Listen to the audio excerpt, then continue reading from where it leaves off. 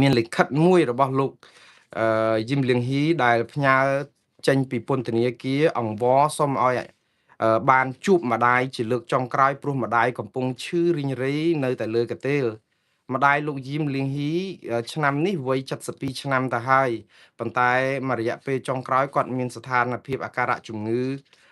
ដដាបដដួសខ្លាំងដែលមិនអាចក្រោកពីកន្ទេលបានហើយអ្នកដែលមានភ័ព្វវាសនាបានជួបម្ដាយយឹមលៀងហ៊ីជំនួសឲ្យយឹមលៀងហ៊ីនោះគឺជាអឺទីប្រឹក្សារបស់គណៈបកកម្លាំងជាតិទៅវិញទេគឺលោករងឈុនដែលលោកបានទៅជួបសួរសុខទុក្ខម្ដាយយឹមលៀងហ៊ីជាចុងក្រោយមុននឹងគាត់លាចាកលោកទៅបាទអឺអ្នកស្រីម្ដាយរបស់យឹមលៀងហ៊ីនេះគឺគាត់ឈ្មោះលឹមផាច់ហុងតាមពិតខ្ញុំយកតកូលម្ដាយរបស់លោកយឹមលៀងហ៊ីយកមកដាក់ទួតកូលគាត់ដែលខ្ញុំសូមអធិស្ឋាននេះគឺជាសម្បត្តិទាំងស្រុងដែលខ្ញុំសូមអានដែលលោកយឹមលៀងហ៊ីទៅសេ3ថ្ងៃហើយដែលខ្ញុំមិនបានអានដោយសារតែរវល់អានបានតែត្រួសអំពីសម្បត្តិនោះសោះឥឡូវនេះខ្ញុំនឹងអានទាំងស្រុងអំពីខ្លឹមសារសម្បត្តិមុនម្ដាយស្លាប់តើយឹមលៀងហ៊ីសរសេរយ៉ាងម៉េចសុំអីសម្បត្តិលាទាំងស្រណោះនឹងការសន្យាចុងក្រោយតាមពិតលោកយឹមលៀងហ៊ីហាក់បីដូចជាដឹងថាម្ដាយរបស់លោកនឹងលាចាកលោកដោយមិនអាចលោកបានជួបដង្ហើមមុខនឹងដង្ហើមចុងក្រោយនេះទេបានជាសរសេរសម្បត្តិនៅក្នុងន័យថាសម្បត្តិលាទាំងស្រណោះនឹងការសន្យាចុងក្រោយតើគាត់សន្យាអីសូមគោរពជូនអ្នកម្ដាយជាទីគោរពស្រឡាញ់បំផុតរបស់កូនក្នុងបន្ទប់ឃុំឃាំងដ៏ចង្អៀតនេះកូនសរសេរសម្បត្តិនេះមកអ្នកទាំងទឹកភ្នែកអ្នកម្ដាយទាំងទឹកភ្នែកនឹងក្តីនឹករលឹកដែលមិនអាចថ្លាថ្លែងបានកូនបានទទួលដំណឹងពីការសួរសុខទុក្ខសំទោសពីសុខភាពរបស់អ្នកម្ដាយហើយបេះដូងកូនហាក់ត្រូវគេកាត់ជាជំរាកនៅពេលដែលដឹងថាអ្នកម្ដាយកំពុងតែរងការឈឺចាប់ដោយសារតែជំងឺមហារីកក៏ប៉ុន្តែកូនបែរជាគ្មានឱកាសបាននៅក្បែរដើម្បីបម្រើទឹកបម្រើបាយឬក៏ច្របាច់ជើងជូនអ្នកម្ដាយទៅវិញក្នុងភាពស្ងាត់ជ្រងំនៃពន្ធនាគារកូនតែងតែអង្គុយនឹកឃើញដល់ផ្ទៃមុខនិងប្រអប់ដៃដែលគ្រឿមដោយសារតែការងារដែលធ្ងន់របស់អ្នកម្ដាយកូនដឹងច្បាស់ថាកូនមានថ្ងៃនេះមានចំណេះដឹងនិងមានស្មារតីរឹងមាំក៏ដោយសារតែអ្នកម្ដាយជាស្ត្រីដៃថែបអ្នកម្ដាយបានតស៊ូខំធ្វើការទាំងយប់ថ្ងៃបង្ហូរញើសឈាមដើម្បីចិញ្ចឹមកូនឲ្យបានរៀនសូត្រនិងប្រដៅកូនឲ្យស្គាល់អំពីតម្លៃនៃភាពស្មោះត្រង់លើសពីមាសប្រាក់កូនមិនដែលភ្លេចឡើយនៅសេចក្តីស្រឡាញ់ដ៏មហាសាលដែលអ្នកម្ដាយសុខចិត្តលក់ដីធ្លីទ្រព្យសម្បត្តិដើម្បីព្យាបាលជំងឺកូនដែលវង្វេងស្មារតីរាប់ខែអ្នកម្ដាយដឹងទេមានផ្លូវមួយដែលកូនអាចចេញទៅជួបមុខអ្នកម្ដាយជាលើកចុងក្រោយបានភ្លាមគឺគ្រាន់តែពោលពាក្យសុំទោសហើយបោះបង់ចោលឧត្តមគតិជីវិតរបស់កូនក៏ប៉ុន្តែកូនតែងតែចាំជានិច្ចនៅសម្ដីមាសរបស់អ្នកម្ដាយដែលថាទោះស្លាប់ក៏ត្រូវស្លាប់ដោយសារមានតម្លៃទោះស្លាប់ក៏ត្រូវស្លាប់ដោយមានតម្លៃអ្នកម្ដាយមិនចង់ឲ្យកូនលក់ព្រលឹងដើម្បីដោះដូរសេរីភាពផ្ទាល់ខ្លួនឡើយព្រោះសេរីភាពដែលបានមកពីការអោនក្បាលចំពោះភាពអយុត្តិធម៌គឺជាសេរីភាពដែលគ្មានតម្លៃក្នុងគ្រាចុងក្រោយនេះកូនសូមសន្យាចំពោះអ្នកម្ដាយថាកូននឹងបន្តឆន្ទៈការពារបរិស្ថានកូននឹងការពារព្រៃឈើនិងធនធានធម្មជាតិដែលជាដង្ហើមរបស់ខ្មែរគ្រប់រូបដោយដែលអ្នកម្ដាយបានផ្ដាំផ្ញើកូននឹងរឹងមាំបំផុតបើទោះបីជាត្រូវជាប់ឃុំ6ឆ្នាំទៀតក៏កូនមិនឲ្យជញ្ជាំងដែកទាំងនេះបង្ខាំងស្មារតីកូនបានឡើយកូននឹងរក្សាកិត្តិយសគ្រួសារពានរង្វាន់អ្នកការពារសិទ្ធិមនុស្សឆ្នើមពានរង្វាន់ Frontline Defenders និងពានរង្វាន់អន្តរជាតិ Rights Livelihood ដែលកូននិងស្ថាប័នទទួលបានគឺជាសក្ខីភាពដែលឆាកអន្តរជាតិទទួលស្គាល់ថាអ្វីដែលកូនធ្វើគឺជារឿងត្រឹមត្រូវ រាល់ពានរង្វាន់ទាំងនេះគឺជាមេដៃនៃសេចក្តីក្លាហានដែលកូនចង់បំពាក់ជូនអ្នកម្ដាយទោះបីជាថ្ងៃមុខគ្មានវត្តមានអ្នកម្ដាយក៏វិញ្ញាណក្ខន្ធអ្នកម្ដាយនឹងស្ថិតនៅក្នុងខ្យល់អាកាសនិងព្រៃឈើដែលកូនធ្លាប់បានចូលរួមការពារ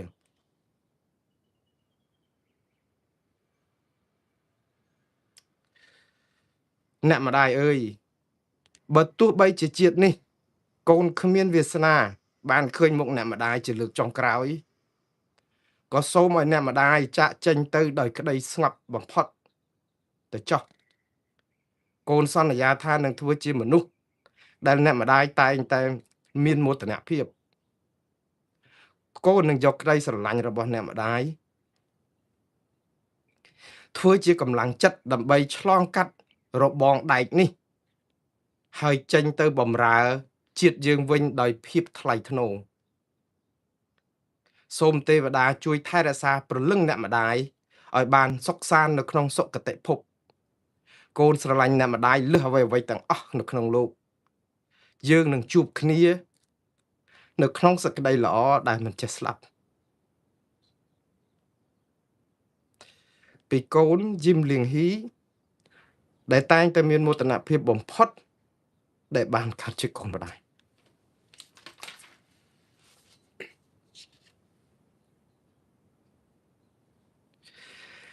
បាទនេះគឺជាសារលិខិតរបស់លោកយឹមលៀងហ៊ីតាមពិតសារលិខិតនេះគាត់ដឹងមុនថាម្ដាយនឹងស្លាប់ដែលមិនអាចមកជួបគាត់បានទេសូម្បីតែនឹងហើមចុងក្រោយលិខិតមួយនេះមិនអាចនឹងលួងចិត្តអាជ្ញាធរខ្មែរតើវាខាត់បងអីខ្លះទៅនៅពេលដែលកូនចង់បានជួបម្ដាយជាដង្ហើមចុងក្រោយយកឡានទៅដឹកដើម្បីយកទៅជួបនៅពន្ធនាគារឬសំទោសជួបនៅផ្ទះដើម្បីលាគ្នាជាចុងក្រោយតើហេតុអីបានជាយើងមិនអាចធ្វើដូច្នេះបាននៅក្នុងនាមជាមនុស្សធម៌ហេតុអីបានជាយើងយកគ្នាជាសត្រូវស៊ីសាច់ហុតឈាម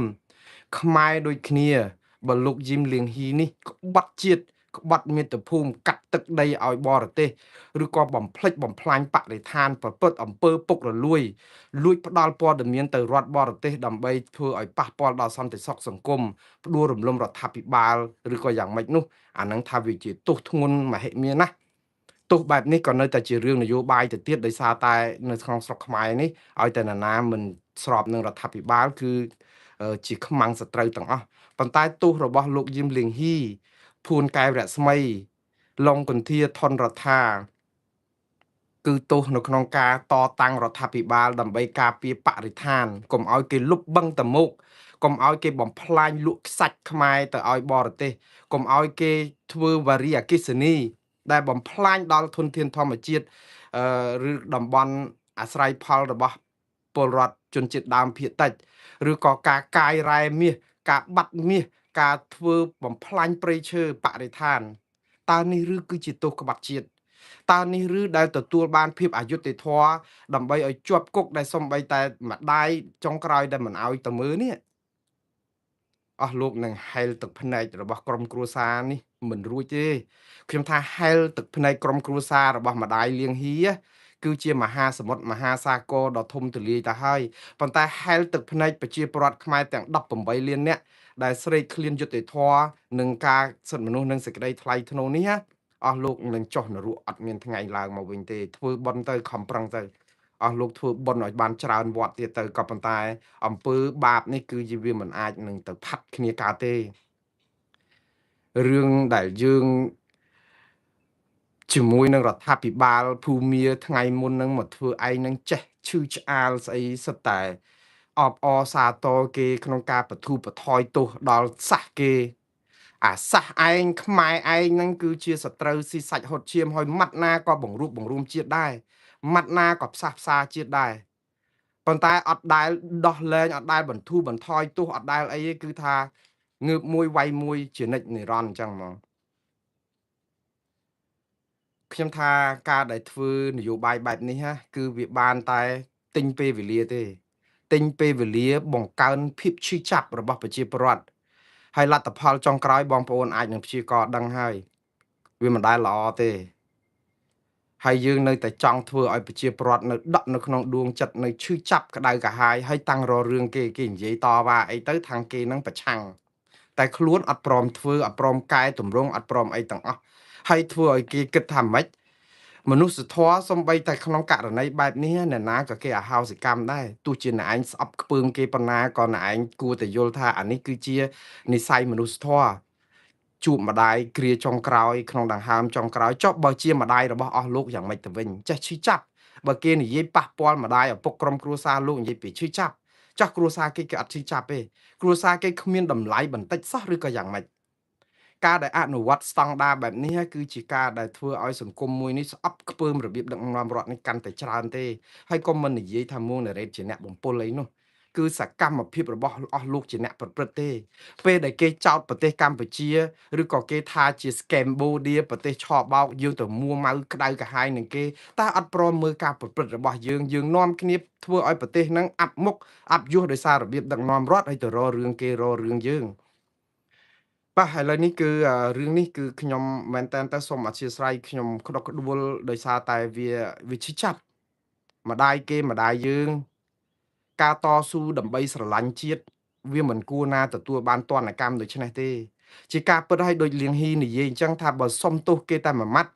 ទៅជួបម៉ែពេលណាក៏បានដែរគេឲ្យកំរាលព្រំគេឲ្យផឹកស៊ីគេឲ្យរាំច្រៀងជាមួយឯកឧត្តមមហាមន្ត្រីមិនស្រួលបានទូនីតិធំផងក៏ប៉ុន្តែមិនមែនមនុស្សគ្រប់គ្នាសុទ្ធតែលក់ក្បាលលក់ឧត្តមកតេអញ្ចឹងឯណាមានមនុស្សគេនៅស្រឡាញ់ជាតិពិតប្រាកដអញ្ចឹងដែរដូច្នេះហើយនេះគឺជាមនសិការដែលការទិញដូរហ្នឹងវាអត់បានទេវាគ្រាន់តែជាអឺការបិទបាំងមួយរយៈពេលខ្លីទេនេះគឺជាវីរៈភាពដែលបង្ហាញថានៅមានកូនខ្មែរច្រើនណាស់ដែលគេស្រឡាញ់ជាតិពិតប្រាកដមិនមែនជាការលក់ក្បាលជាលលកជាអីហ្នឹងដើម្បីដូរបាយ3ពេលណាហើយវីរៈលៀងហ៊ីវីរៈលីចន្ទរាវុធឡុងកុន្ធាថនរដ្ឋាភួនកែវរស្មីនេះថ្ងៃក្រោយបើคล้ายជាមេដឹកនាំប្រទេសកម្ពុជាប្រជាពលរដ្ឋខ្មែរ18លានអ្នកមានភ័ព្វវាសនាលើសគេទាំងអស់ព្រោះមនុស្សដែលឈឺចាប់នៅក្នុងការដែលគេធ្វើបាបធ្វើទុកបុកម្នេញបែបនេះគឺមិនភ្លេចអំពីការឈឺចាប់ហើយនឹងមិនធ្វើឲ្យការឈឺចាប់នេះកើតឡើងចំពោះប្រជាពលរដ្ឋដទៃទេព្រោះគាត់ស្គាល់ភាពឈឺចាប់អស់លោកដែលចាប់គេអត់ដែលស្គាល់ភាពឈឺចាប់ទេដូច្នេះមិនអាចដឹកនាំប្រទេសដើម្បីឲ្យស្គាល់ការឈឺចាប់នឹងបានទេចេះតែអាការចាប់គេដាក់គុកនឹងទេបើរឿងប្រឡែងរឿងធ្វើឲ្យគេស្បើយអត់មានទេអានេះហើយដែលជាការបង្កឲ្យមានជំងឺឈឺចាប់កាន់តែខ្លាំងឥឡូវនេះខ្ញុំអានអំពីសារដែលរំលែកទុកពីមជ្ឈដ្ឋានទូទៅហើយខ្ញុំឃើញសារនឹងច្រើនខ្ញុំមិនអាចអានអស់ទេបងប្អូនខ្ញុំគ្រាន់តែច្បិចយកសាររបស់ប្រធានបណ្ដាញយុវជនកម្ពុជាសកលគឺលោកសុផាន់ឡារីដែលបានសរសេរសារនៅលើបណ្ដាញសង្គម Facebook សម្ដែងការសោកស្ដាយនិងចូលរួមមរណទុក្ខចំពោះការលាចាកលោករបស់ម្ដាយយឹមលៀងហ៊ីគឺអ្នកស្រីយឹមផាច់ហុងនេះលោកសុផាន់ឡារីបានសរសេរដូចនេះជូនចំពោះលោកយឹមលៀងហ៊ីដែលជាសកម្មជនបដិឋានចលនាមេដាធម្មជាតិនិងក្រុមគ្រួសារនៃសពយើងខ្ញុំមានសេចក្តីតក់ស្លុតរន្ធត់ចិត្តនិងមានសេចក្តីក្តុកក្តួលឥតឧបមាក្រោយពីបានទទួលដំណឹងថាអ្នកម្ដាយបង្កើតរបស់លោកបានទទួលមរណភាពលាចាកលោកនេះទៅហើយគ្មានការឈឺចាប់ណាធំជាងការបាត់បង់អ្នកមានគុណដ៏ខ្ពង់ខ្ពស់ដែលជាព្រះរស់នៅក្នុងចិត្តយើងនោះឡើយអ្វីដែលរឹតតែខ្លោចផ្សាឈឺចត់និងសែនទារុណបំផុតនោះគឺលោកយឹមលៀងហ៊ីត្រូវខកខាន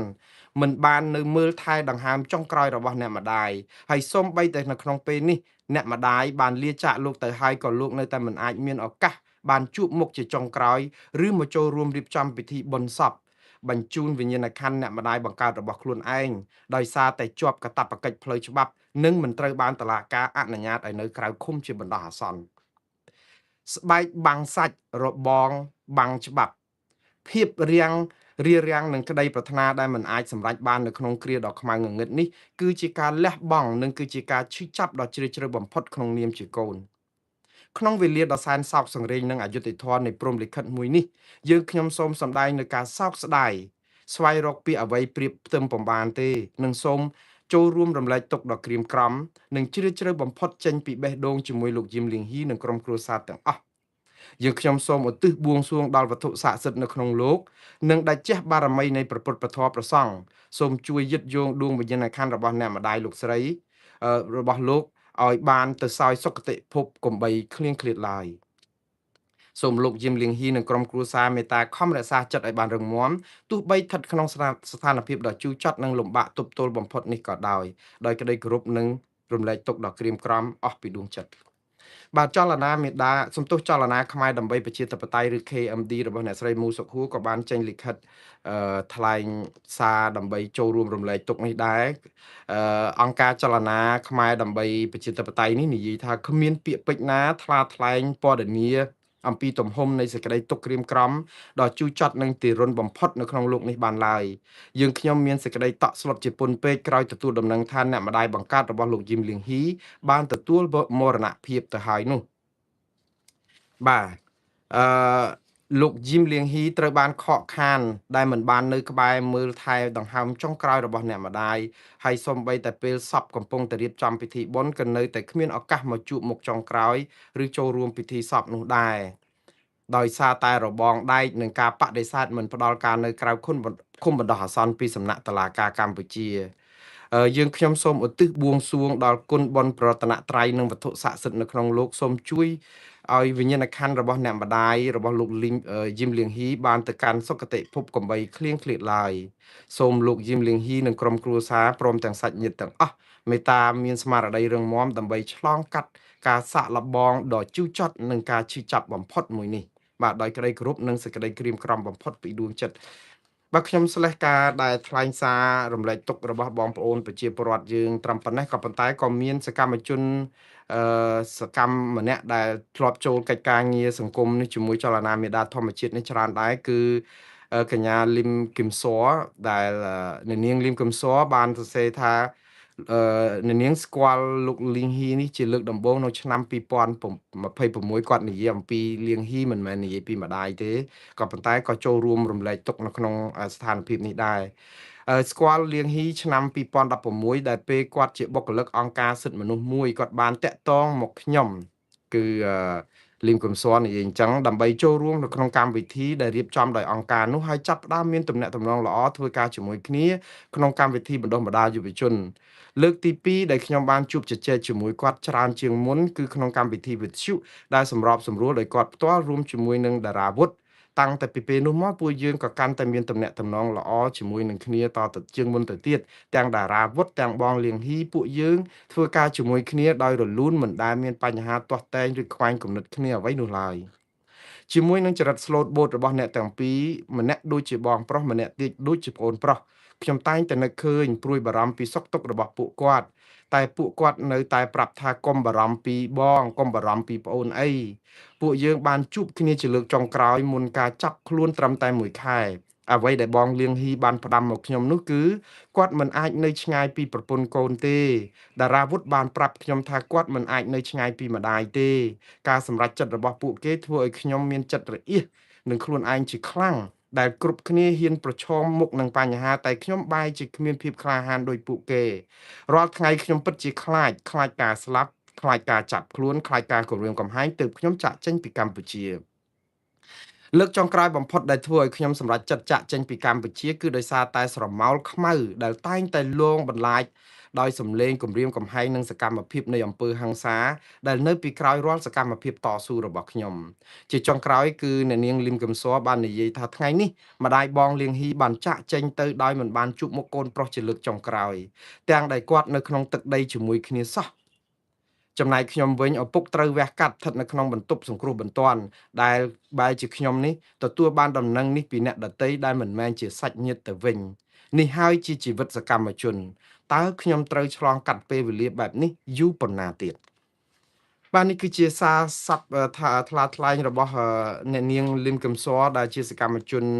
សង្គមមួយរូបដែលកំពុងនិរទេសខ្លួននៅក្រៅប្រទេសឲ្យរួចពីការធ្វើទុកបុកម្នេញរបស់រដ្ឋាភិបាលក្រុងភ្នំពេញនេះខ្ញុំស្លេះរឿងនេះត្រឹមនេះឥឡូវសមត្ថកិច្ចឆ្មក់ចាប់ខ្លួនកញ្ញាខែមស្រីមុំដែលសកម្មចែករំលែកបញ្ហាសង្គមនិងព្រំដែន